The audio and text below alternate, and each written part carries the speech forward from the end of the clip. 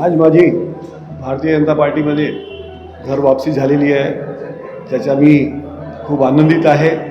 आणि आपण जे भारतीय जनता पार्टीचे जे आमचे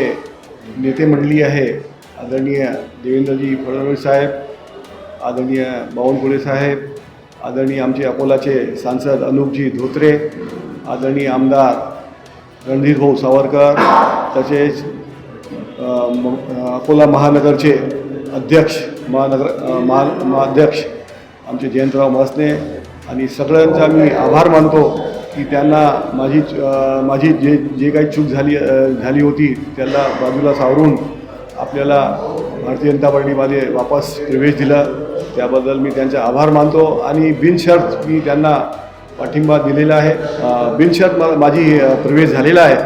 आणि माझ्यावर भारतीय जनता पार्टी जे काही जबाबदारी देतील मी पूर्णपणे स्वीकार करून त्याला मार्गी लावणार आहे। जय श्री